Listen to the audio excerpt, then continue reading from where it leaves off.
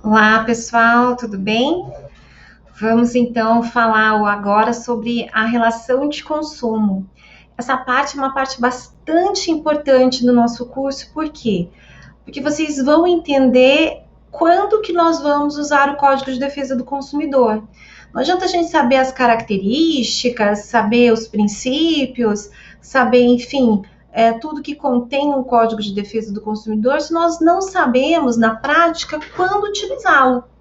Então, o importante aqui é saber o seguinte: nós vamos usar o CDC sempre que nós estivermos diante de uma relação de consumo. E o que é necessário para que nós tenhamos essa relação de consumo? Bom, aí eu preciso ter a figura de um consumidor, de um fornecedor e de um produto ou de um serviço. Aqui apagou por conta que eu transferi para o Google Drive, mas no material de vocês aparece aqui escrito consumidor, aqui fornecedor e aqui produto ou serviço, ok? Então, aqui que eu digo é nesse campo aqui, certo, pessoal? Então, aqui consumidor, fornecedor e será ali o produto ou serviço. O que acontece, gente? Sempre eu preciso ter essas figuras. Então, num polo eu preciso ter um consumidor, no outro polo eu preciso ter um fornecedor como sujeito da relação.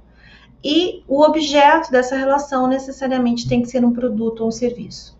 Ok? Então, é o primeiro ponto. Vou usar o CDC sempre que eu estiver diante de uma relação. Bacana. E aí, Valéria, como que eu sei quem é considerado consumidor e quem é considerado fornecedor? É isso que a gente vai ver agora, certo? O consumidor, pessoal, o CDC tomou um cuidado bastante grande com essa figura. Porque lembra que quando nós estudamos lá o princípio da vulnerabilidade, eu disse assim que todo consumidor é vulnerável? Tem algum tipo de vulnerabilidade?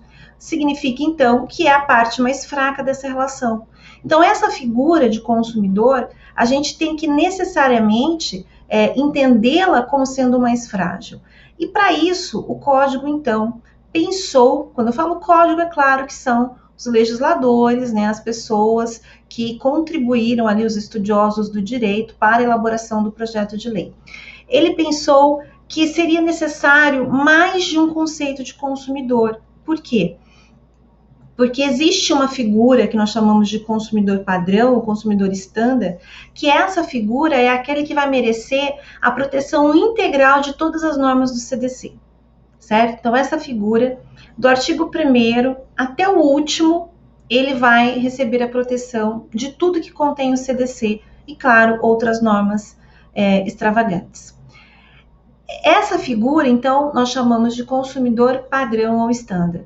E existe outra figura que nós chamamos de consumidor bystander ou equiparado, que dependendo da situação e dependendo de quem for, vai receber proteções específicas de determinadas normas que estão previstas no Código de Defesa do Consumidor. Então, não é uma proteção ampla, é uma proteção mais específica para determinadas situações.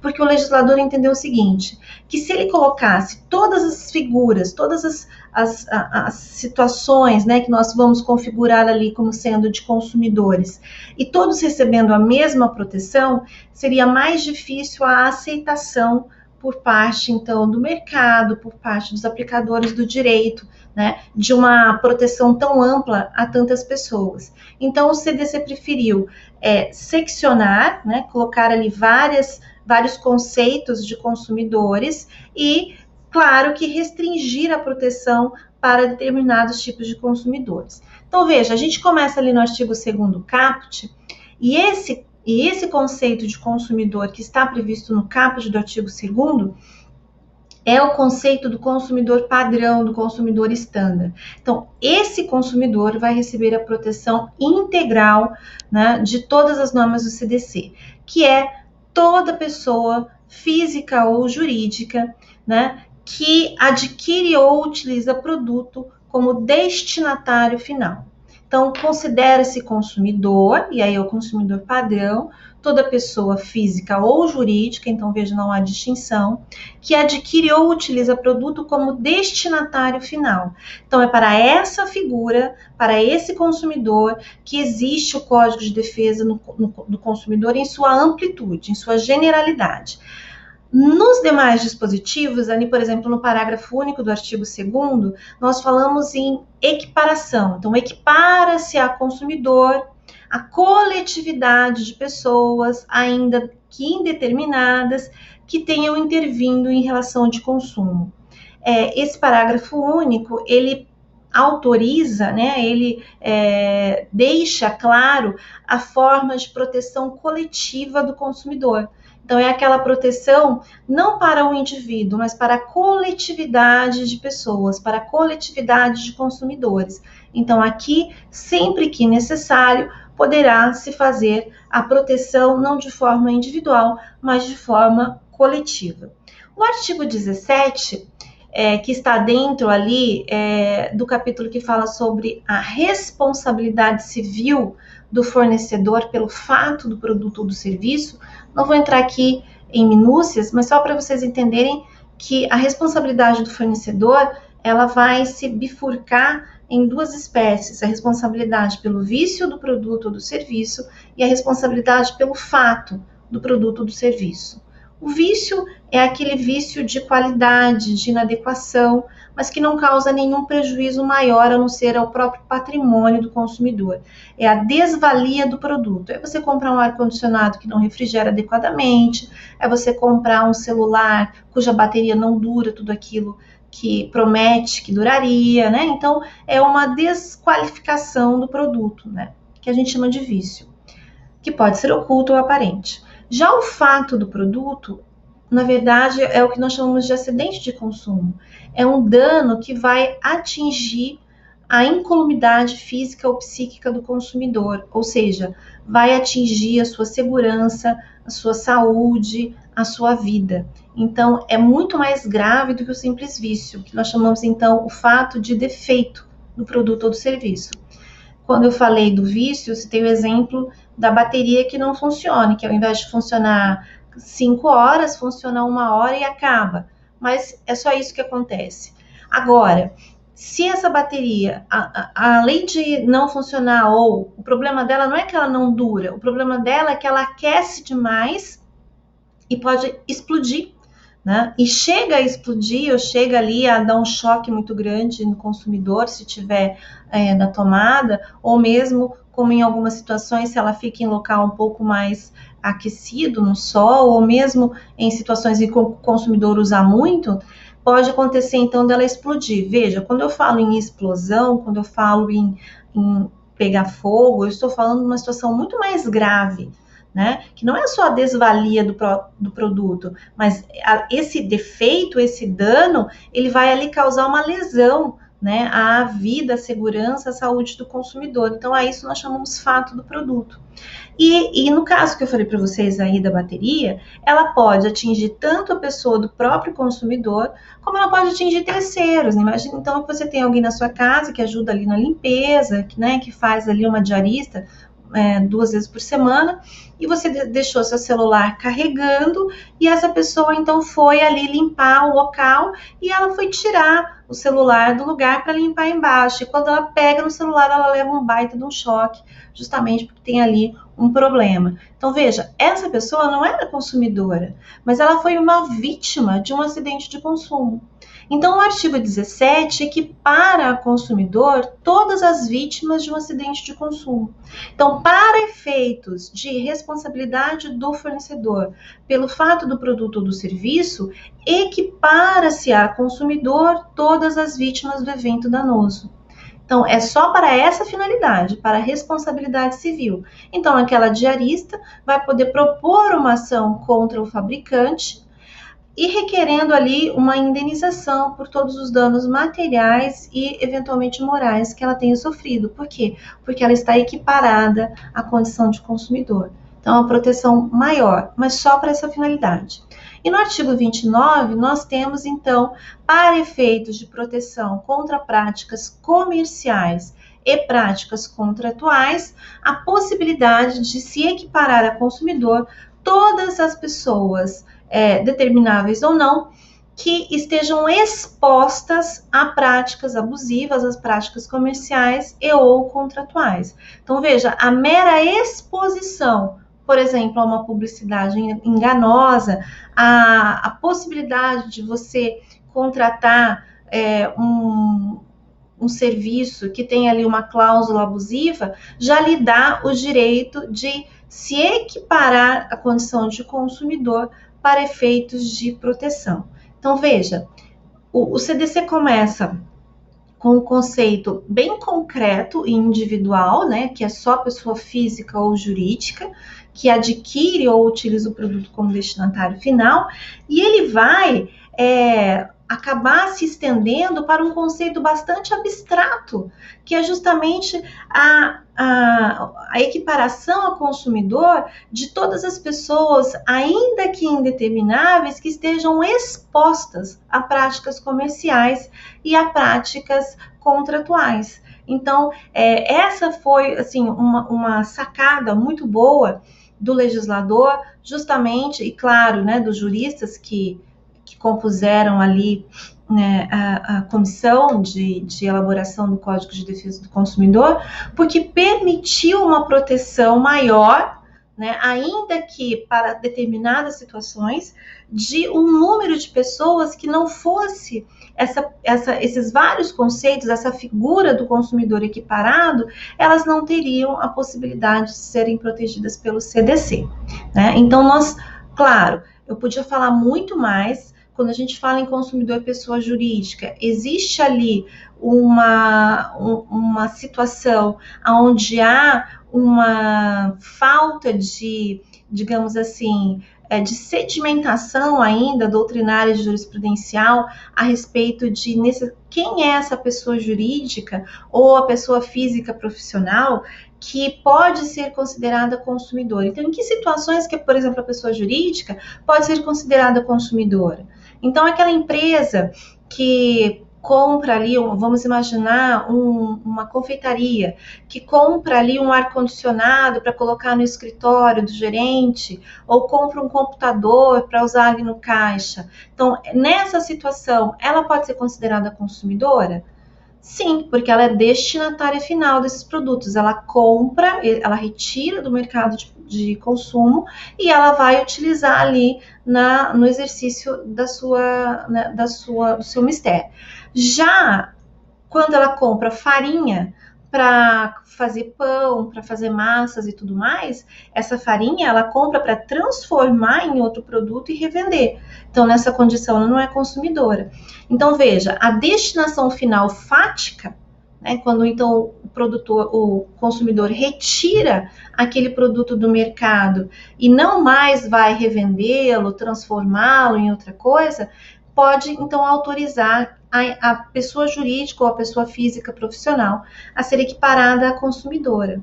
Né? Porque, ainda que ela não seja destinatária final econômica, porque tudo isso está envolvida na sua relação, na sua atividade profissional, mas ela pode, por exemplo, em relação ao fornecedor, ser considerada uma vulnerável. Por quê? Porque ela tem conhecimento, ela tem profissionalismo naquilo que ela faz. No caso de uma confeitaria, fabricação de pães, doces, salgados, naquilo ela é expert. Né? Então, em relação a isso, ela não é vulnerável. Mas quando ela compra um ar-condicionado, por exemplo, ela está comprando um ar-condicionado, assim como eu poderia ir comprar um ar-condicionado. Então, ela também tem as suas vulnerabilidades técnicas, jurídicas, fáticas em relação ao fabricante. Por isso que ela pode ser considerada também consumidora. Tudo bem? Agora, quando a gente vai falar então da figura do fornecedor, que é quem está na outra ponta, eu tenho que me ater ao que está disposto no caput do artigo 3º do CDC, que fornecedor é toda pessoa física ou jurídica, pública ou privada, nacional ou estrangeira, bem como os entes despersonalizados que desenvolvem atividade de produção, montagem, criação, construção, transformação, importação, exportação, distribuição ou comercialização de produtos ou prestação de serviços. Primeira coisa, esse rol aí do artigo 3º, né, do caput, é um rol meramente exemplificativo, tá? Então, essas atividades de produção, montagem, criação, é um rol exemplificativo, podem existir outras atividades que não estão aí descritas. Quando eu falo em fornecedor, eu estou falando em gênero. Então, é o gênero. Agora, quais são as espécies de fornecedores? Aí eu tenho a figura da pessoa física ou da pessoa jurídica, da pessoa pública ou da pessoa privada, nacional ou estrangeira, que pode ser um fabricante, pode ser um construtor, pode ser um empresário, ok? Então, as espécies de fornecedores são essas figuras, o construtor, o importador, né? O fabricante, o vendedor. Agora, quando a gente utiliza esse nome fornecedor, eu estou me referindo ao gênero, né? A qualquer espécie de fornecedor que desenvolvem esse tipo de atividade. Mas como assim, Valéria? Vamos então ser um pouco mais específicos. Voltando aqui. Então, veja, pessoa física pode ser fornecedor.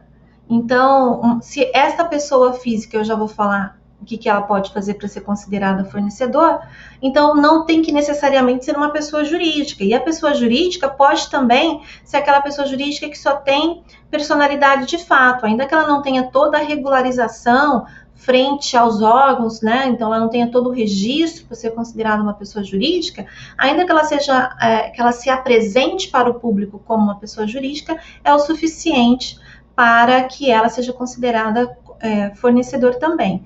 Pode ser ente nacional ou estrangeiro, pode ser entidade pública ou privada, desde que realize essa atividade de fornecimento de produtos, de serviços, de fabricação, de construção e tudo mais, com profissionalidade. O que é profissionalidade? Profissionalidade, gente, é quem exerce, primeiro, com o objetivo, com o intuito de aferir lucro. Então, de obter lucro com essa atividade. Então, ela está ali porque ela quer uma vantagem econômica daquela atividade, daquele serviço que está prestando, daquele produto que ela está comercializando ou daquilo que ela está fabricando.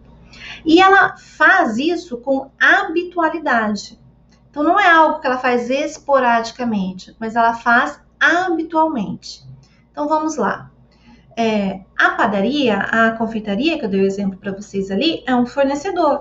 Por quê? Porque ela fabrica pães, doces, salgados com profissionalismo. Por quê? Primeiro, ela fabrica para vender e ter uma vantagem econômica e ter lucro. E ela faz isso com habitualidade. Ela faz isso praticamente todos os dias. Ah, Valéria, tudo bem. E uma pessoa física? Então, vamos pegar uma pessoa que faz pão na sua casa, né? Tá muito em voga hoje em dia fazer pães fitness, pães, né, com fermentação natural, pães normalmente diferentes, né, um pouco diferentes. E então, essa pessoa fabrica pães na casa dela para vender.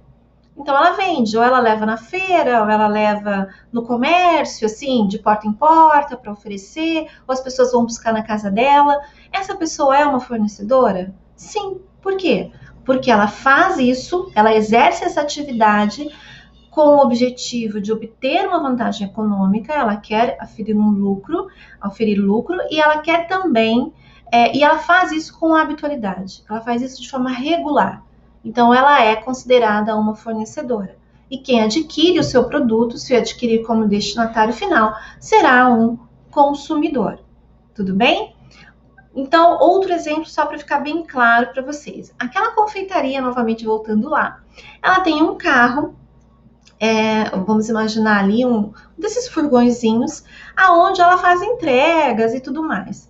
E ela resolve vender esse furgão, justamente porque ela quer comprar um outro um pouco mais novo.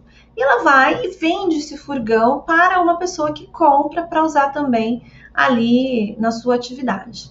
A pergunta que eu faço para vocês é: essa relação jurídica, esse contrato de compra e venda, onde a confeitaria vende o seu furgão para uma pessoa que o adquire como destinatário final. Então, a pessoa que comprou até se encaixa na figura de consumidor, que adquiriu como destinatário final.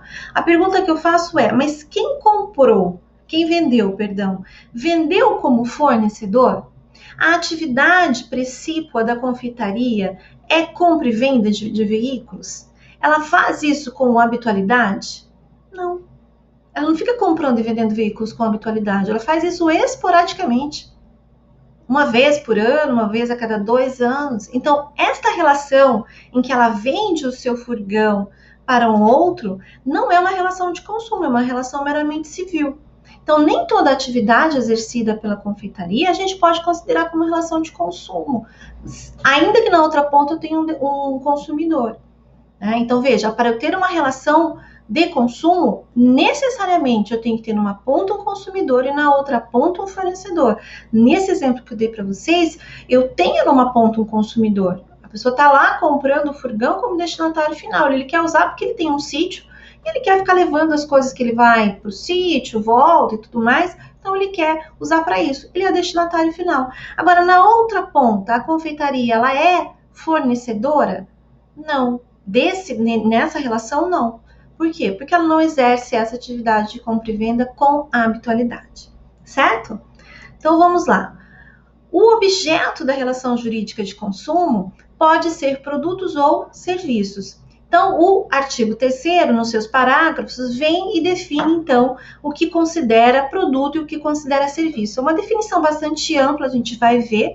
Quase tudo pode ser considerado ali como objeto de consumo.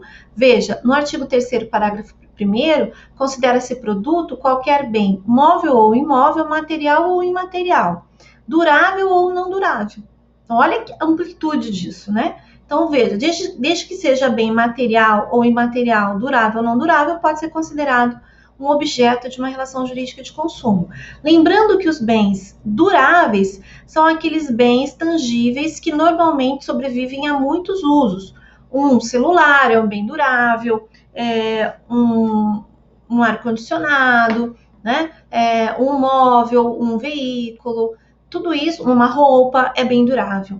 Agora, não duráveis são aqueles bens que vão se extinguindo à medida que eles são utilizados, que é o caso dos medicamentos, dos alimentos, dos cosméticos, que à medida que você vai fazendo uso deles, eles vão se consumindo, né? Então, são os bens não duráveis.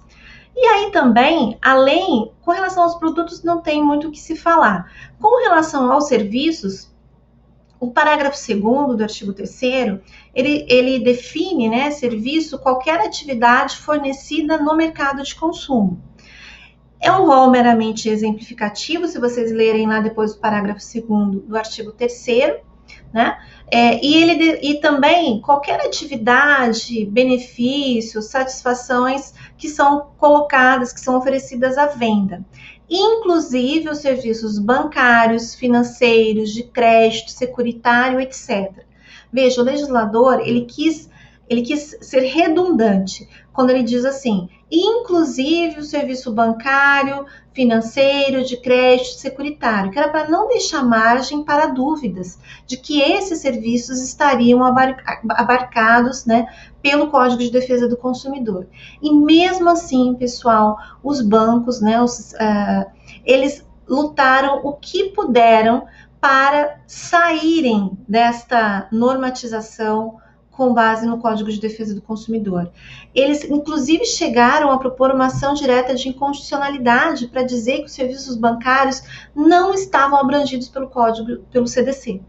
Então, no começo, eles lutaram muito, até que, por fim, esta ação foi julgada improcedente, né? O artigo 3º, parágrafo 2º, foi considerado constitucional, e aí considerou de forma, pôs uma pá de cal em cima dessa discussão, considerando, então, praticamente a totalidade dos serviços prestados pelos bancos como sendo, então, serviços de consumo. Tem uma exceção que agora é bem específica, mas é algo bastante raro, mas a maioria dos serviços prestados pelos bancos, se na outra ponta eu tiver um consumidor, na ponta de cá eu posso considerar que os bancos são fornecedores. Então, essa ação direta de inconstitucionalidade foi a ação 2591 do Distrito Federal. Tá? E a súmula do STJ 297 também, ela afirma que os serviços bancários são abrangidos pelo CDC, que é realmente para não deixar ali nenhum tipo de dúvidas, né, de que efetivamente esses serviços são. Já não havia dúvidas, né, mas eles brigaram bastante e conseguiram, no final, graças a Deus, ainda que nós tenhamos algumas situações relacionadas ao sistema bancário, principalmente em súmulas do STJ, que não concordamos, porque efetivamente não estão de acordo com o sistema de proteção de defesa do consumidor, mas, né, pelo menos essa situação aí foi uma vitória muito grande dos consumidores.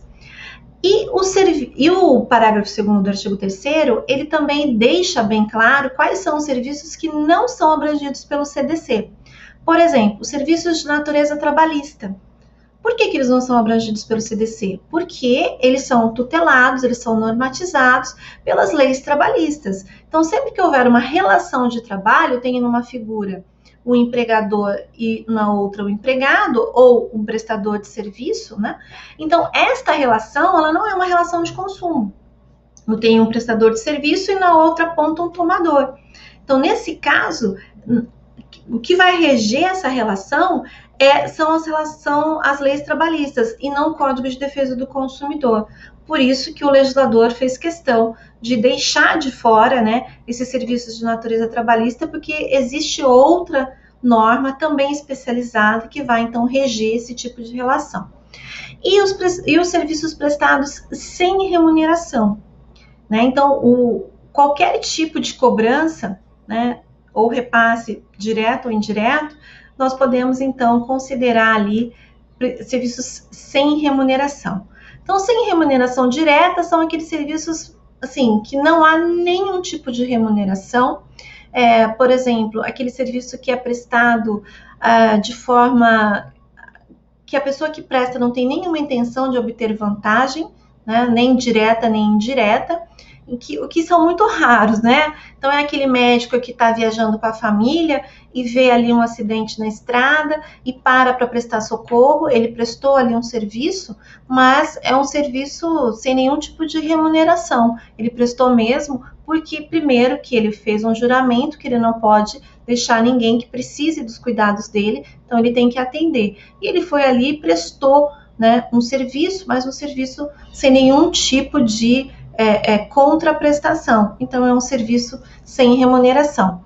E serviço também que não tem uma remuneração direta, porém tem uma intenção por trás de obter algum tipo de vantagem, eu não posso considerar esse serviço sem remuneração, no sentido de não ser abarcado pelo CDC. E já vou explicar por quê. Por exemplo, quando um supermercado oferece estacionamento gratuito aos seus clientes. Então, estacionamento gratuito. Qual é o objetivo do supermercado? É porque ele quer ser legal e ele quer, assim, só oferecer aquele espaço para os seus clientes? Ou ele tem um interesse por trás de, com aquele estacionamento, ele conseguir mais clientes, uma vez que tem essa facilidade do estacionamento, que vão, então, àquele supermercado para consumir os produtos que são ali oferecidos. Então, há um interesse por trás desse estacionamento gratuito, que é justamente facilitar, né, a ida das pessoas até ali e a permanência das pessoas naquele local para que elas consumam mais. Então, esse estacionamento, ele é gratuito em termos, né? Porque é uma forma do supermercado conseguir mais clientes. Então, aquelas placas que você vê lá, não nos responsabilizamos por veículos deixados no estacionamento, que é uma placa que, na verdade, quer eximir o supermercado de qualquer responsabilidade, ela é considerada totalmente ilegal. Por quê? Porque esse estacionamento não é uma atividade sem remuneração nenhuma. Ela pode não ter remuneração direta, mas o próprio consumidor paga indiretamente por esse serviço. Por quê? Porque toda a manutenção daquele estacionamento, ela é descontada, ela é colocada nos próprios produtos que são vendidos pelo supermercado.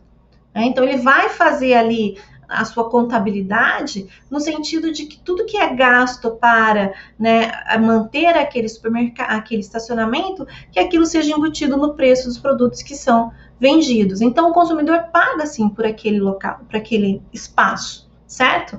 Então, essa placa que quer eximir a responsabilidade do supermercado, ela é considerada abusiva e nula de pleno direito, tá bom?